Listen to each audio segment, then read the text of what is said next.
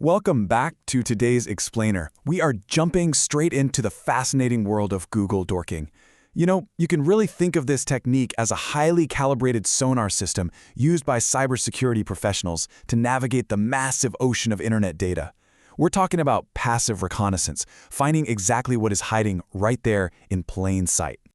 Here's a quick look at our roadmap for today.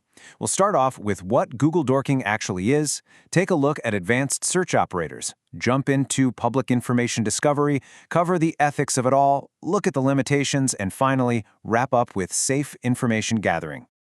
All right, let's get right into it. Section 1. What is Google Dorking?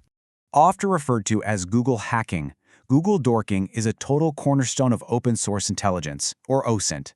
Because Google's bots are out there constantly crawling and indexing billions of new pages every single day, security teams can essentially just ask Google's massive database for exposed assets.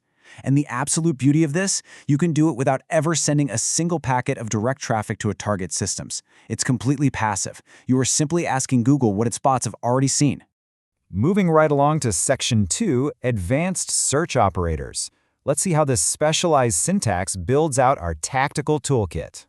These operators are literally your core arsenal for filtering out all that background noise. Standard searches become precision tools here. Take the cite operator that locks your hunt down to a specific domain. The file type operator hones in on specific formats like a PDF or a sensitive server config file.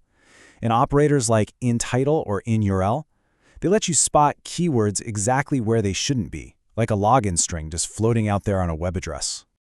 But the real magic happens when you stack these tools together. For instance, combine a query like filetype NV with db_password, and boom, you are specifically targeting environment files that contain live database credentials. Another classic example is searching for inTitle index of. That one can instantly surface open web directories that mistakenly enable directory listing, exposing the whole shebang to the public. So what exactly are organizations accidentally leaving out in the open? Let's find out in Section 3, Public Information Discovery.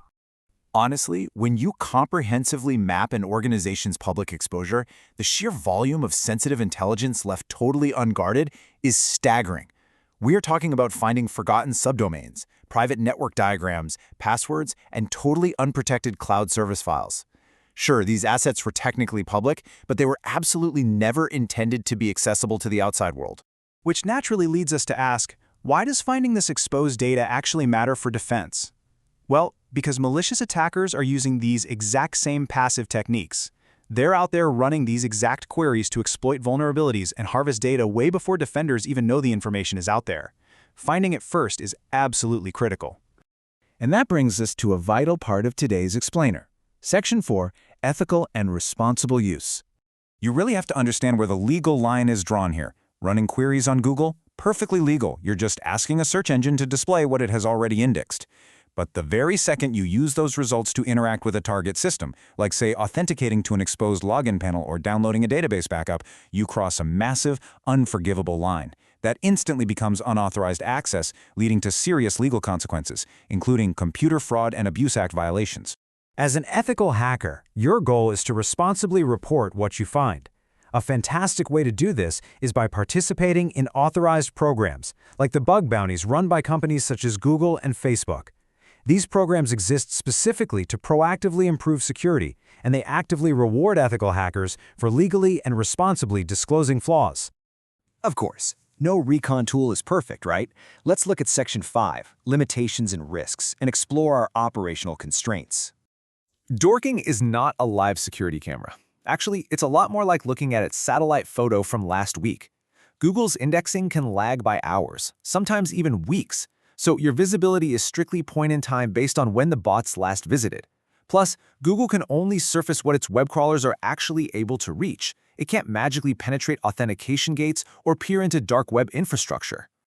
To mitigate these risks, organizations really must shift to proactive defense. Instead of just waiting around for a sensitive file to show up in search results, they need to configure strict access controls and disable directory listing. Most importantly, they need to use tools like robots.txt and no-index directives to prevent search engines from indexing confidential data in the very first place. Stop it right at the source.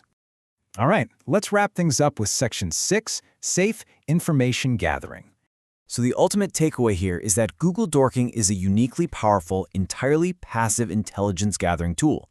It scales footprint-free reconnaissance perfectly, uncovering unintentional data exposures that standard searches totally miss.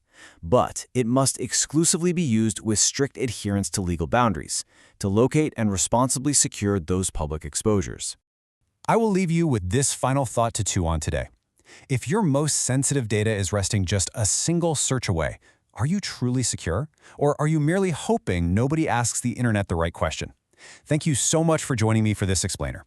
Stay curious and keep learning.